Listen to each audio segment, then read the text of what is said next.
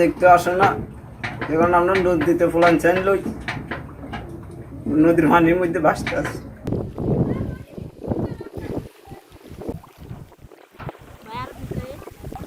আমরা জোয়ার ভাটাতে ছেলেমেয়েদের অনেক কষ্টকাল আসে, জীবনযাপন যাইতেছে, এখন অনেক কষ্টকাল আসে আমরা করতেছি ছেলেমেয়েদের নিয়ে, পোলাপান নিয়ে বহুত কষ্ট দিতেছি।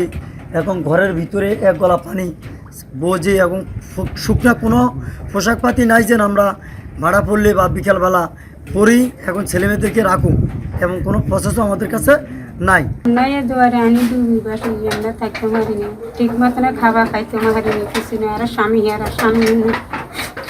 অতি কষ্টের মধ্যে আছি, কেউ ওখানে দেখতে আই না, চাইতে আই না।